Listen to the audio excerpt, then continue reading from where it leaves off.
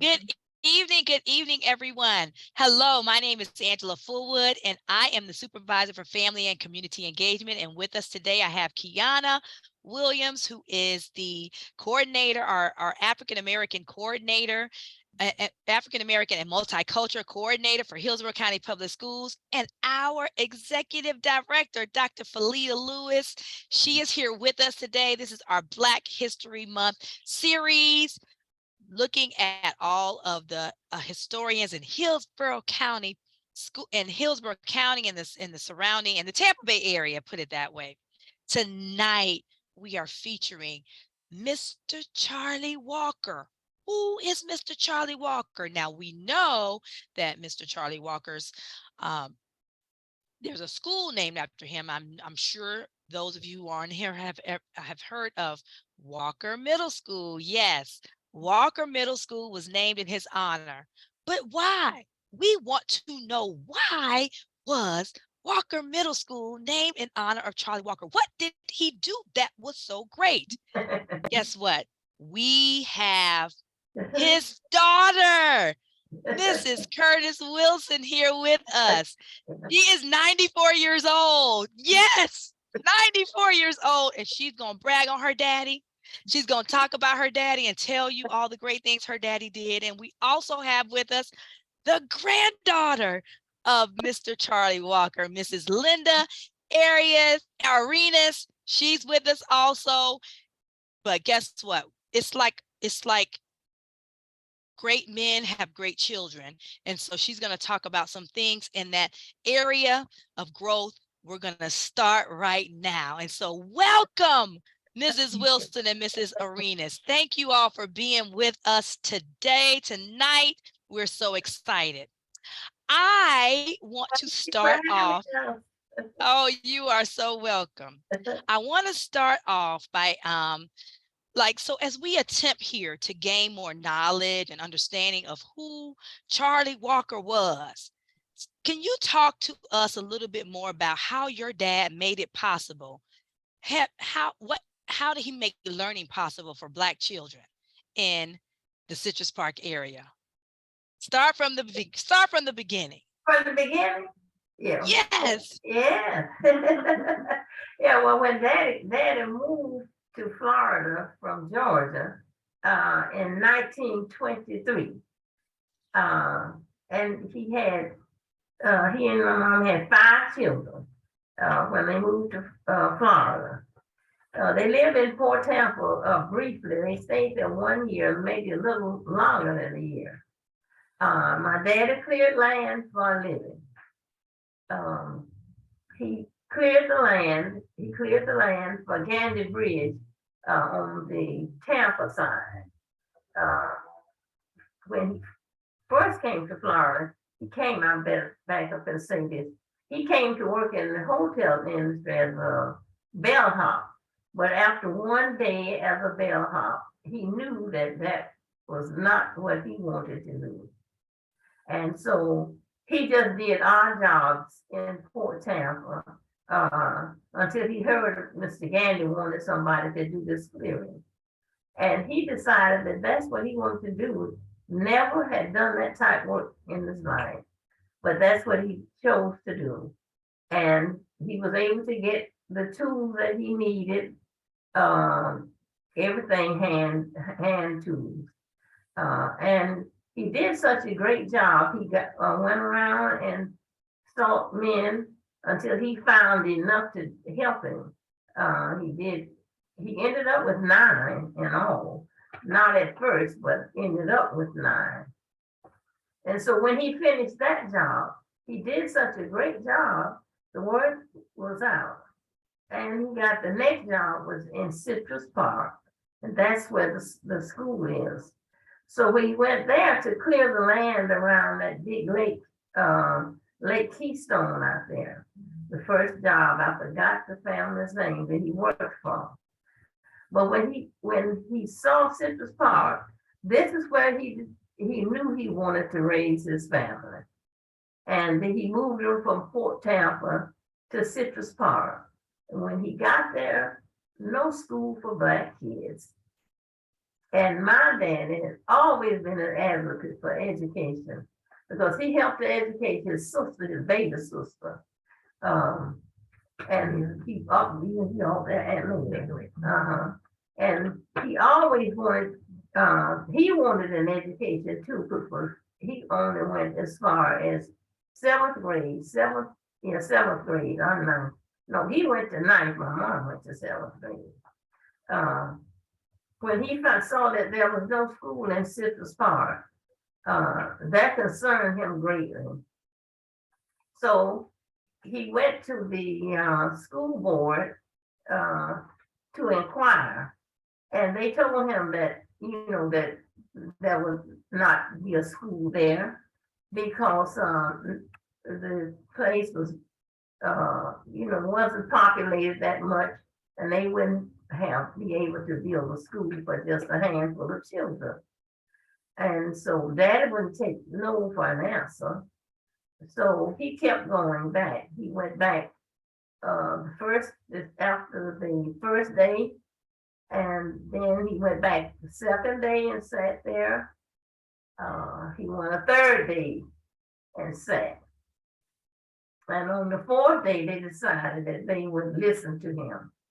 And they told him the reason why they kept him coming because they wanted to make certain that to see how sincere he was about it.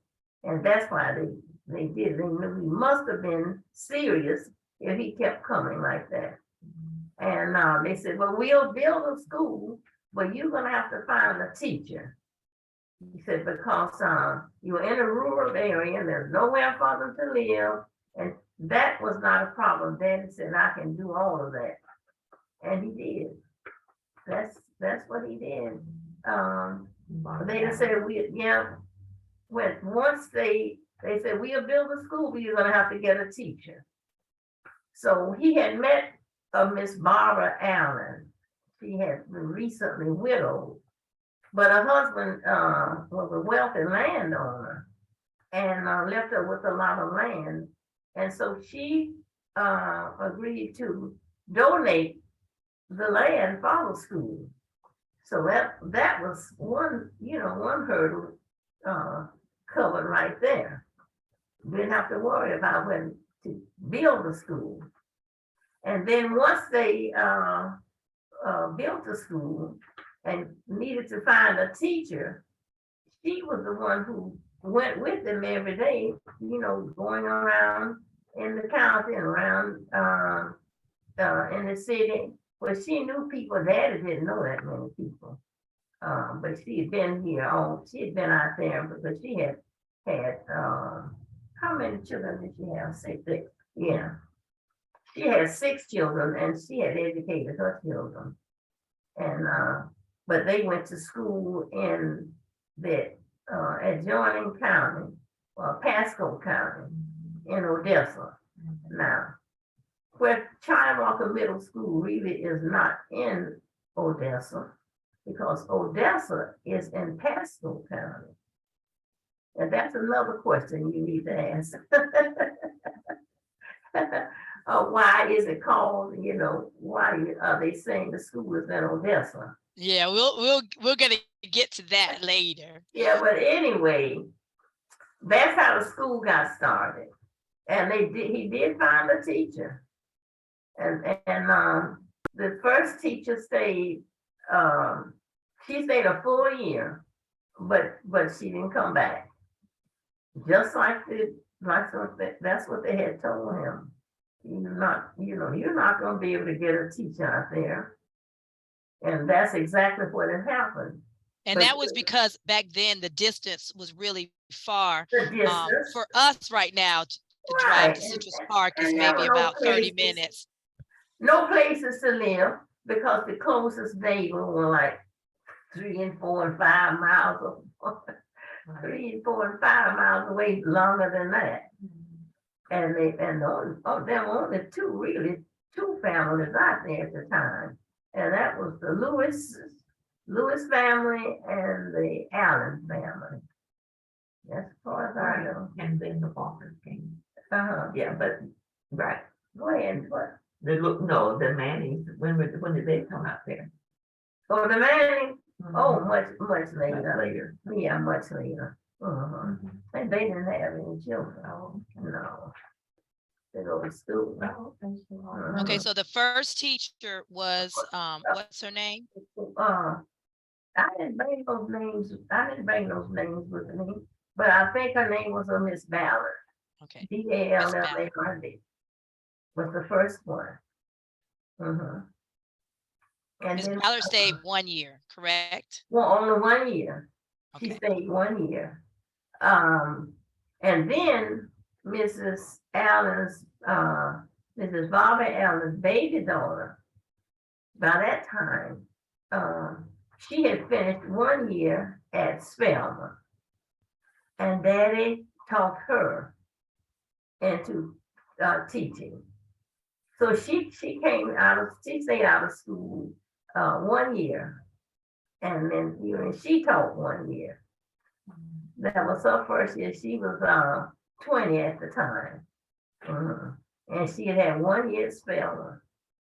And her name was Leona Allen.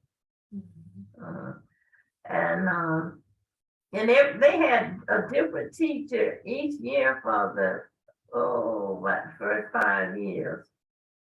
I'm trying to, you have to do the arithmetic there, do the math, because the first permanent teacher we got that came and stayed until the school closed was Eliza Rolak Davis. She was the mother of Pauline Brady and Verl Davis. Verl Davis ended up being uh, principal of Gibbs High School in St. Petersburg. That was her son. But Miss Davis stayed from 1934 until the school closed in 1947. And she drove back and forth every day. She lived in West Hyde Park on Great Street. Now, when she could not make it to school, if she was ill, like had a cold or couldn't make it, or the car broke down or something, nobody out there had telephones. The general store where everybody went, Spivey. Okay. Miss Spivey's store had a telephone, and they would get somebody would get in the car and go to Daddy's house to give him messages that the teacher couldn't get there. Then Dad had to find somebody to go in and come to the school and stay with us until, for the rest of the day, until she could come back the next day, if she was coming back the next day. so he served as a quasi substitute teacher. He would be the one to find a substitute teacher. He would be he would And be the we one to find. found, yes, Miss Barbara Allen's son. She didn't have one son. He was the first substitute teacher. I think he had finished maybe 10th or 11th grade. But he was the first substitute teacher. He was the only one Daddy could find for that day. So Daddy had a hard time getting the kids educated out there, because Daddy cleared land for a living. So he had to get his men started on the job. He would have to do that before he could do anything.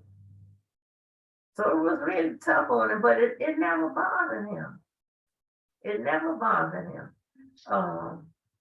And the school only went to 7th grade.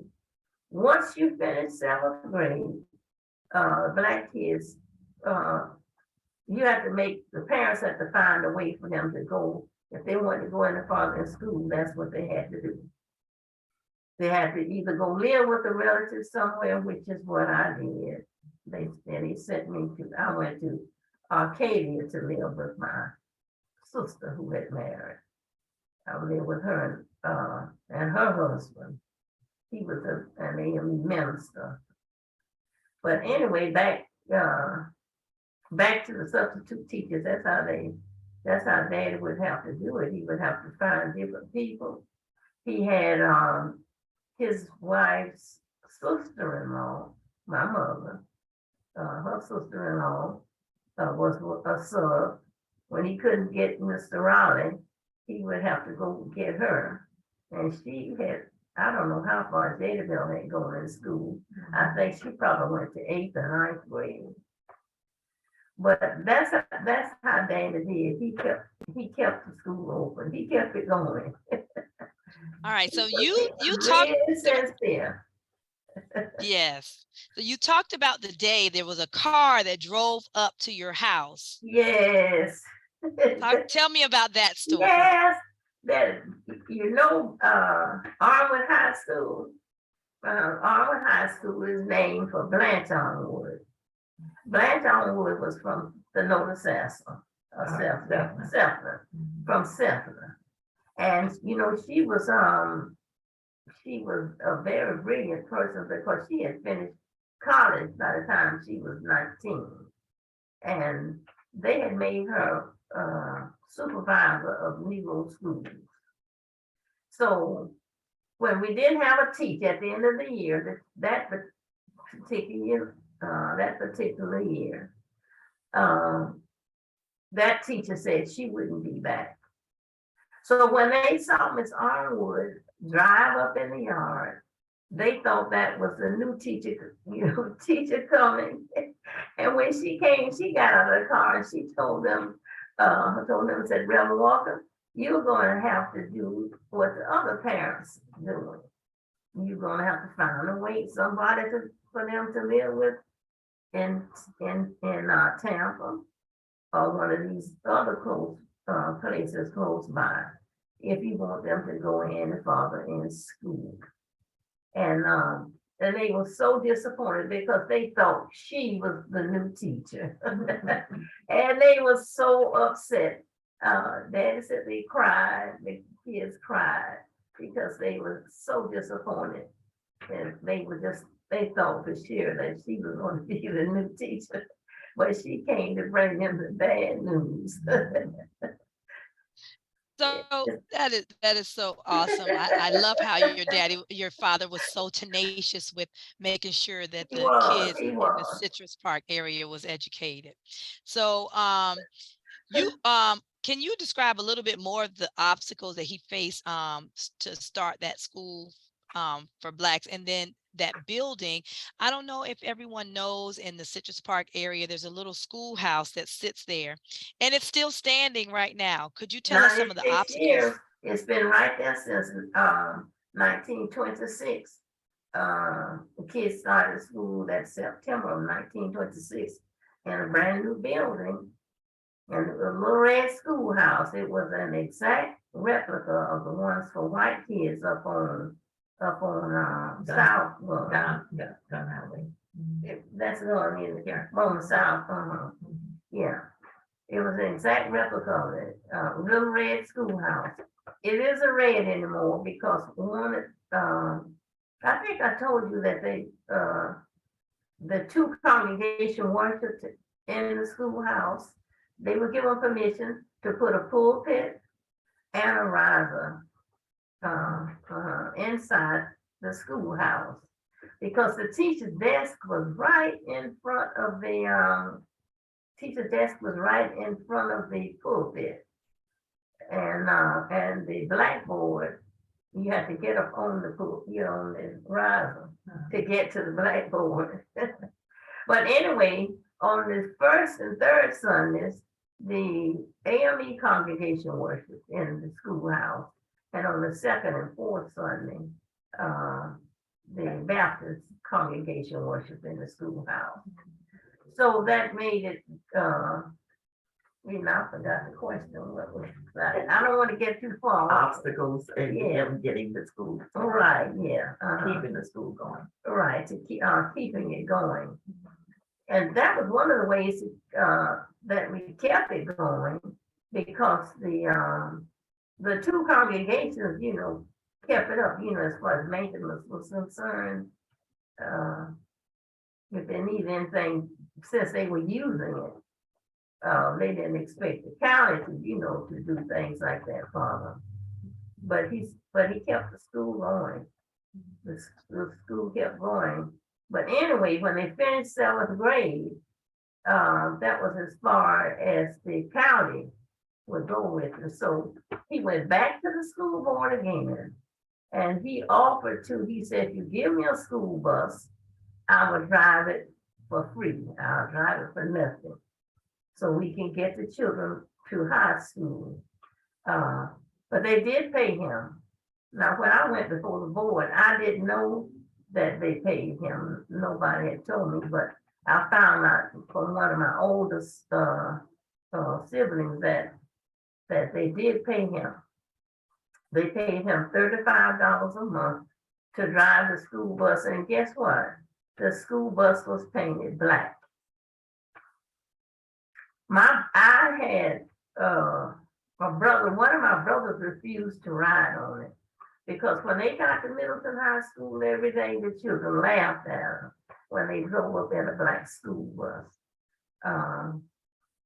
And we had pictures of it and don't know what happened to them.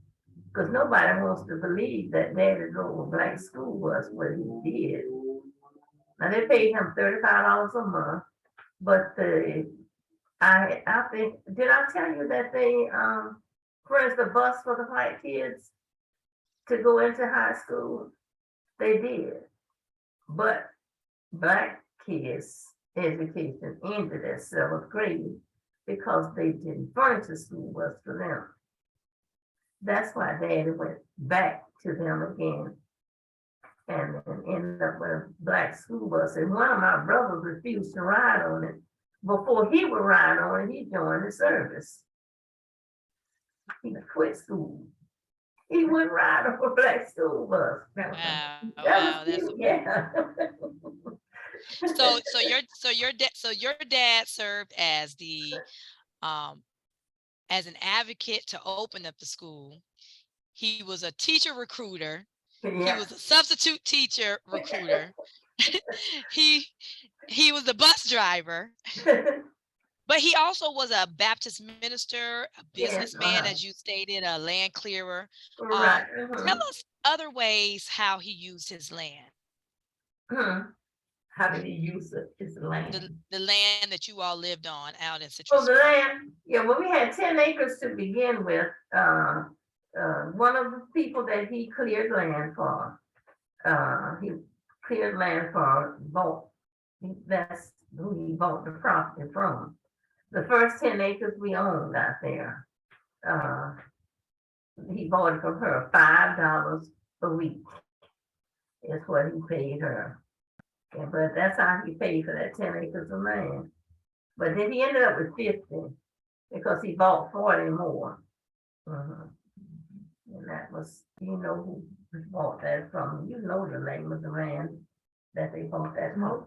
Oh, yeah. Dr. Smoke. Yeah, Dr. Smoke. He bought 40 more acres. So that's how much land we ended up with. But he farmed it. He farmed some of it, but he didn't get into it, that deeply because land clearing was his, major way of making a living. But he would do watermelons like 1 year, and then he would sell the watermelons. And then he would try other vegetables from time to time. But then we couldn't get that much into vegetables, into farming or anything, because land clearing was really the way he made it. Yeah. So the school was around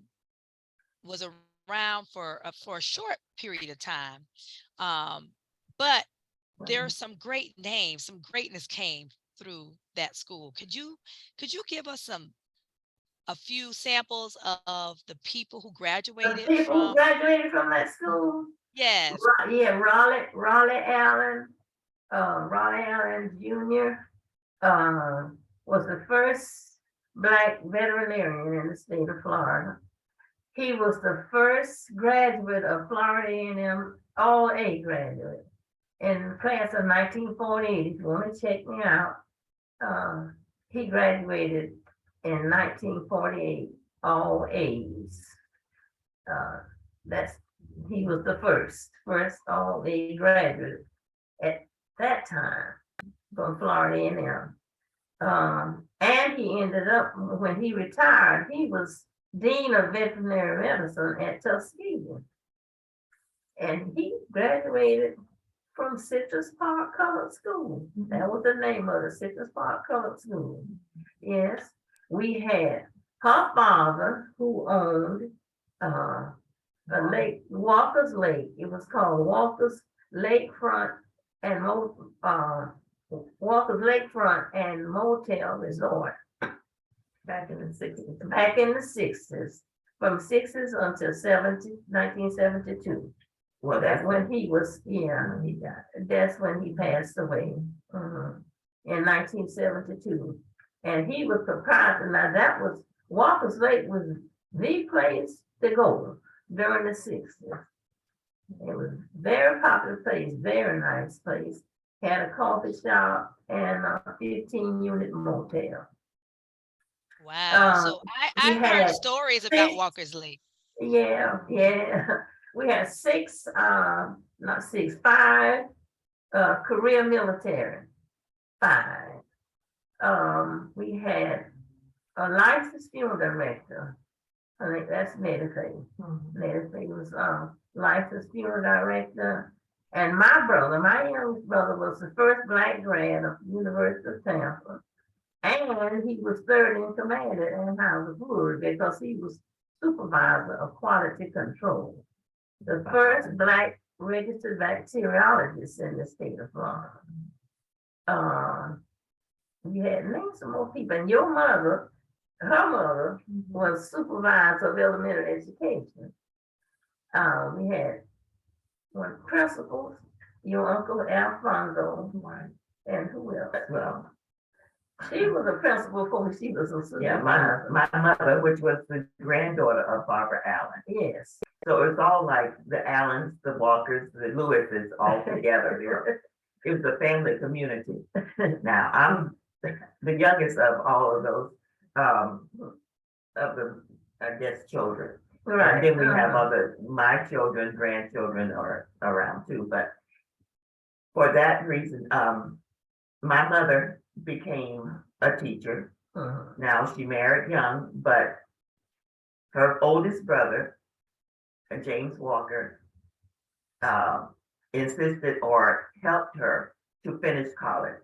She went on to graduate from high school, graduate from Bethune-Cookman with an AA. Then she went to FAMU, FAMU twice, I think, because she got a master's also from FAMU. And she became, she was a teacher. And the children went from Citrus Park Public School to the schools within the city. The high school was Don Thompson and Middleton, and eventually Blake High School was also, because when I grew up, it was segregated also. And so we went from I didn't go to Citrus Park Public School. No, she was born 2 years after school closed. I was born in 49. She was born in 49, school closed in 47. Right. So she didn't attend Citrus Park Color School. Color School with one teacher and 2 outhouses. One for the boys and one for the girls. And I must follow on that one. The outhouses were still there when I was growing up. We had church in the same building. I went to church there. And like she was saying, we went first and third AME, second and fourth Baptist. Fifth Sundays, the two came together. Well, this Sunday had what we call Fifth Sunday Union. I remember this. It included the Holiness Church from Oldsmar. So it was really a good community. And it was all family, basically. And she was talking about Mrs. Davis, which was a school teacher at the colored school. She was my first grade teacher, so she was still teaching. But as I grew up, she was my first grade teacher at Dillard Elementary in Sulphur Springs. So we had to travel from Citrus Park all the way into Sulphur Springs to go to school. That's where I went to elementary school. Yeah, but you went on a yellow school bus. Yeah, mine was yellow. And your first cousin was the bus driver. She and her husband were the bus driver. So, and she drove really Ethel May Nix was her name. She did, because she was still driving the bus when my son was in school. She drove him to school. I remember, but anyway. Wow. So, So that little Citrus Park school, colored school, mhm. had some great people come out of there. Yes, And RNs. Yeah, we went RN, RNs, Juanita, principals. RN. Name some more. We had some, they did.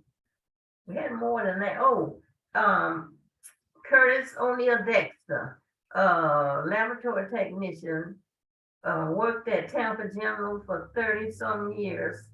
And they honored him. And on Channel 13, they did a whole, they did a documentary on him. Yeah, when he retired. Oh, wow. Yeah. We had everybody, no lawbreakers, no nothing like that. Everybody was somebody. Everybody did something.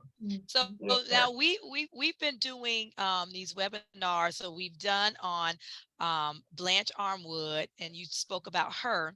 But there's another. Last year we were our Black History during Black History Month. We highlighted all of a Clara Fry Hospital. And so we learned all about Clara Fry Hospital, how it started. You have a great story to tell. Well, I don't know if it's so great, but I guess it turned out great. But tell us a story about the time your daddy kind of got in trouble and needed some help from the but like hospital. almost lost his life, really, when he shot The accident. accidentally shot himself coming from work one day. The truck broke down on the job wherever they were clearing the land. And by the way, he cleared the land when it was forest where the school is located. Because that was one of the points I brought out when I went before the board.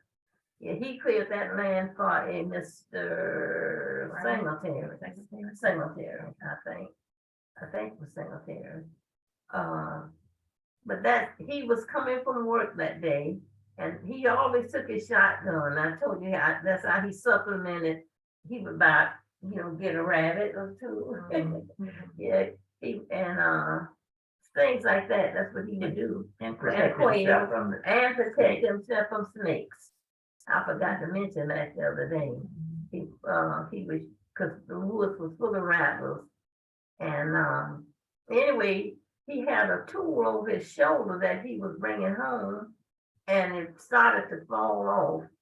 He grabbed for it, and he had his gun on his shoulder too. When the gun hit the ground, on the handle of it, and it went off and shot off the little finger and the ring finger right next to it. Just two fingers, that's all got shot. But he was losing a lot of blood.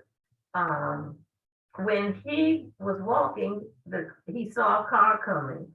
He waved the car down, and luckily, God was there. I always say that. But two tourists from Ohio, two white women, they saw what had happened to him. One of them pulled off one of her garments. This is all we ever learned. We don't know what she pulled off to make a tourniquet to stop the bleeding, first of all. And then they got him in the car. He hadn't passed out anything. Dad was still walking and bleeding. So they got him in the car, and they drove to a hospital. And they told my mother that the first hospital they took him to, they directed him, they wouldn't take him. They directed him to Clara Fry's Hospital on Lamar. She had opened a hospital on Lamar in a 2-story wooden building. That's where they carried Daddy. And Daddy didn't have his ID on him. He didn't have any ID on him. I don't know why he didn't, but he did not. So they didn't know that he was a total stranger to them. It doesn't mean that they didn't treat him. They just didn't know who they were treating. But anyway, they carried him in and carried him upstairs, had him upstairs on a balcony type floor. But they had him outside, not inside. They had him outside, but the balcony was screened in. So they had him in a screened in porch. And I don't know how long they took to treat him, but gangrene, it was long enough for gangrene to set in. And gangrene had set in. So they had to get a surgeon to cut his hand off. So his hand was cut off like midway, right? Yeah, that's about midway. About midway between the wrist and the elbow. But he never considered it a handicap. And he didn't act like anybody with one hand. He could drive, he fed himself, he cooked when he had to. But the missing hand did not affect him at all. Not at all, none. He did everything, he could do everything except tie a tie. And Daddy would, and my mom would, she'd tie the tie and leave the loop there. And all he had to do was put the loop over his head and push the knot up. Yeah. So, and cause Daddy could tie his shoe, that's what he learned to tie his shoe. He did all of that. He never stopped doing anything. He never missed a beat. Well, I will like to tell you this little tidbit. As he was getting older, as he was older, and this is after his wife had passed, and all the children were grown and gone. My sister, my middle sister, Janice Myers, she would help take care of him when she was down in Florida. And one day she asked my oldest daughter to sit with him. And she said, you just have to fix his breakfast and you put his medicine there, he would take it. And but my daughter, I want to say, he got her to feed him. She didn't know that he could feed himself, but Yeah. he had her feeding him, and that was the biggest laugh for him. When it was over, we had to tell him, Granddaddy could feed himself, he can do everything. And but he enjoyed that day. He had fun on her expense. What a fond memory. What a fond memory. And you talked the other day about how in the summer your dad Mr. Walker used to bring you all. Talk about that a little bit. We thought it was fun. And it was fun because all we had to do, I told you, we were so far apart from the next neighbor. We had nobody to play with except each other. And that was boring because we had to do the same thing over and over every day. So when he would allow us to go, now he wouldn't let us go when it was really woods, but when when he had to do land clearing, the people that he worked for, sometimes they only wanted what they call rough cleaning. And that means right down to the stumps, just get big trees down. And he didn't have to get stumps out of the ground.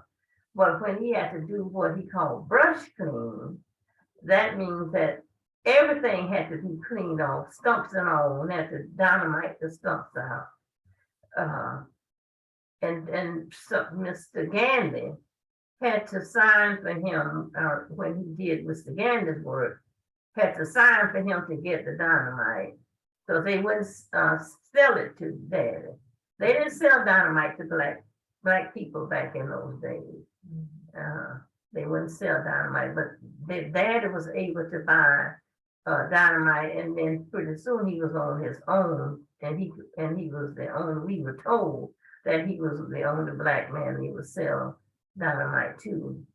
But don't let me get off the track every time I go on like that. I forget what I forget what the question was. Okay. About the fun things that y'all did. Fun things that y'all did. What Yeah, happened we to did. So with the brush clean, he would allow us to get on the, take us on the truck with him. Our mom would fix a lunch for everybody. And, we would go with him, and Daddy had invented a little tool that he grew his own grass, when he had to plant lawn grass. Uh, he invented a little tool that would push the grass, that you could use to push the grass down in the ground. So he would drop the grass, the little piece of grass, and then we would push it down in the ground. And then all you had to do was take your foot to put the dirt over it, that little piece. Every piece, you didn't have to go that deep with the grass, so it would catch on and it would grow. And then he had a barrel of water on the back of the truck that we used to have to water each one as we planted it. We did that. We thought that was fun. And especially when we had to stop in the middle of the day and eat our lunch, not ever knowing what we were going to have. But it was going to be something good, something in biscuits, not light bread. Everything good. It would be something biscuit. It would be chicken, fried chicken, pork chops, smoked sausage. But whatever it would be good. Yeah, because you talked about him hunting a lot. All of your food came from Huh? him. You talked the other day about all of the foods that you all had to eat back Oh yeah, then. we ate when we ate. Yeah, we ate everything for a while. So my mom wouldn't eat a possum. No possum, but No she would eat the possum. coon. Yeah, coon, but yeah, You would no. eat a coon, but not a possum. And Okay. that's right, no possum, no. All right.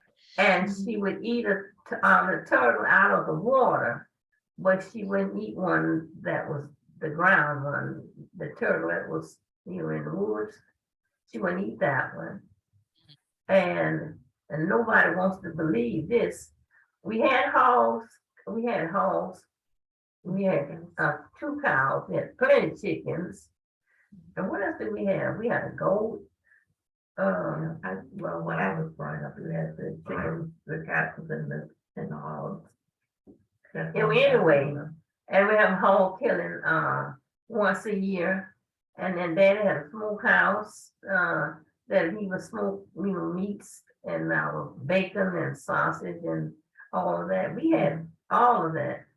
And my mom milked cows. She would did most of the milking of the cows. She had 2. She had Jane and Sunshine. Oh, Jane and wow. Jane and Sunshine, Sunshine. And that's the yeah. name of the cat. All right. Could you talk a little bit about, and Mrs. Arenas, I wanted to talk a little bit about your dad, which is the son of Charlie Walker, Right. and the Walker Lake. Tell us about Walker Lake, because I read about how back in the day, this was a place where a lot of families would come to bring their children and have fun. That was the one thing that they would do, a beach that they could, well, quasi beach, a place where they could come and have fun and attend. Could you tell us a little bit about that Okay. and your dad? And speak about your father as well. Okay, he was the eldest son of Charlie Walker and Pearlie Walker. He was the oldest, and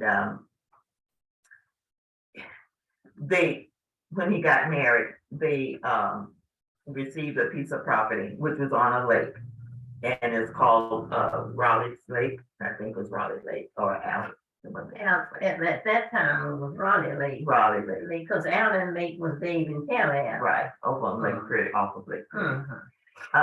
And as I grew up, every summer, he would open the lakefront up for people to come in, because like we said, back in the 50s and 60s, the blacks could not go to the beaches in the area, in Tampa Bay area. So they usually went to a lake. And so our lake became very popular. It was a good distance from the city. And he would charge a fee. I think it started out like maybe, what was it, 25 cents? 25 cents 25 per cents person. per person. Uh-huh. No, it was 25 cents a car to start with, because, and then it didn't come to a per person until back in the, what, 60s? In the Like mid-60s. mid-60s, Uh-huh. well, 61, somewhere like that, Uh-huh. that it started charging per person. Because I remember as a young kid, I used to work what we call the gate, where they would have to come through our yard, because it was right, our house, the house where I was born was Uh-huh. there.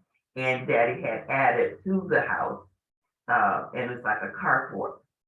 And the people have to come past that to get to the lake area. And he had built sheds, which were slabs with roof covering, and had tables and everything there. He had also had a bathhouse with restrooms, both flushable ones, and then he also had the outhouse ones in the back, which we had to start with before he built the what we call the bathhouse. Uh-huh. And people would come, and they would bring their food, picnics, and just come and enjoy. Eventually, he put a jukebox out there for them to have. And, and people just came and they brought sometimes they brought well, most times they brought their own grills, because he had one barbecue pit in the first shed that people could use, but then they had to bring their own and whatever. And it was swimming. He had pumped, what you call it? Pumped out We had a beach. He had a beach. He had a beach. Had brought in white sand. So it was really nice. And as Yeah. as They a brought child, their boats. He had a boat ramp on one side right, because they would bring their boats and ski, water ski. ski. Right. Yeah, they And water so ski. and it was fun. And they would also rent out the lakefront itself for large parties, like one company, Fraternities and sororities. right, and companies who had Black employees, they would rent the whole place out for their employees to have a picnic. So because, like I said, for their Black employees that couldn't go to the other parties that they may have had for everyone, they provided that for them. And it would be just a fun place to go. So whatever, something there was nowhere else to go. They couldn't even go to Lowry Park. Remember, they couldn't even get. Well, Lowry Park, but we did have, Rogers Park that we were able to go to eventually, go to. And eventually back in the 60, around 65, 66, we were then allowed to go to Ben T. Davis. Ben Right, T. Ben T. Davis, right, eventually. And for me, because I lived on the lake, that was natural for me, because we would swim all the time. My grandmother used to hate it. She didn't like us going in the water, so she didn't watch us that often. But that was our life. And my father, he was very particular. As his children, we had to clean up the property, the lakefront, after the parties. Very clean. Yes, we had to sweep all the sheds, had to pick up every piece of trash. If anybody dropped cigarette butts, we had to pick them up. There was no garbage on there the next day. Very clean. We cleaned it, and we had to do the sweeping and the picking up and making sure. Same thing when he got after he opened the coffee shop. Yeah.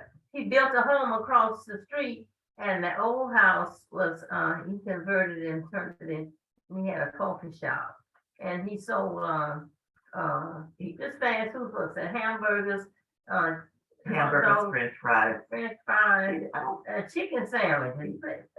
Yeah, eventually, and he also served steak dinners for the people in the motel that they wanted it, which they, and he had to make this little extras like salad and potatoes and whatever. But he was a good cook. So do you think your father got a lot of his business savvy from his father, Mr. I'm Charlie sure he Walker? did. I'm sure he did. Yeah. Could you tell Yeah. us? I hate And for he you was, to I have to have to relive. say this, may I just say this? He was Yes. such a good man to me to go the way he did, because if a family came out and didn't have a table, to put their foot, because the sheds would be full and everybody had their own tables and things, they would bring card tables and stuff. He would go to his house and bring out his breakfast set. I mean, all the way across the street, put it on the back of the truck and bring it across the street and let them use it. He came to my mom's house one day and carried out her dinette and carried it over there for a family to use. He did. That's how nice. That's the kind of man he was. This is Yeah. your brother, yes. Yes, right. And could you? I hate to for you to relive this, but could you talk about the tragic death of your father Oh or your Lord. brother? Right. Well, I tell you, guys, it hit me. That one hurt me worse than when he went. Yeah. He was every night, after everything closed and all, he would go into the kitchen part of his coffee shop and count up the day's receipts.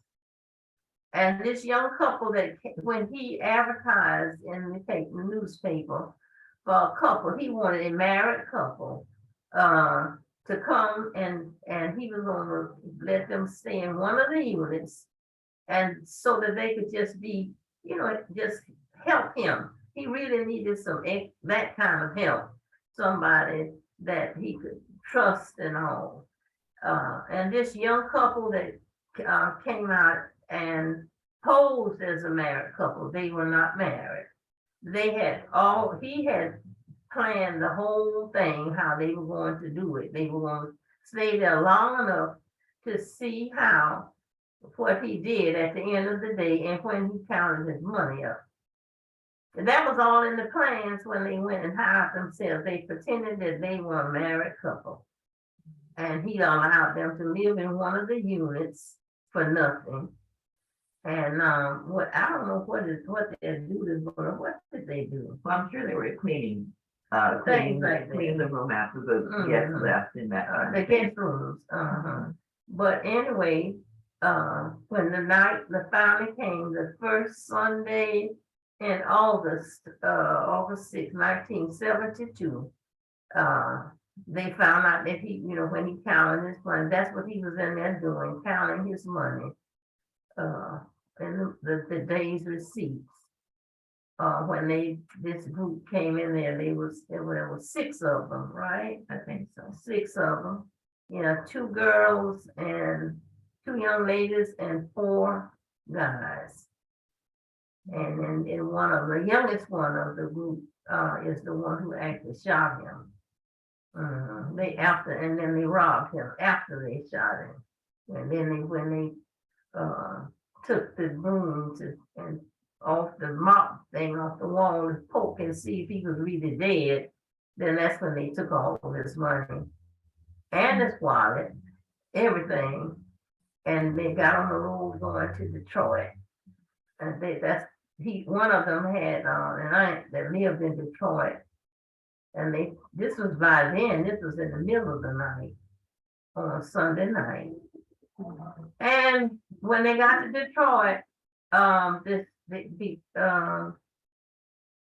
she wanted to know why all of them were there, and where did they come from?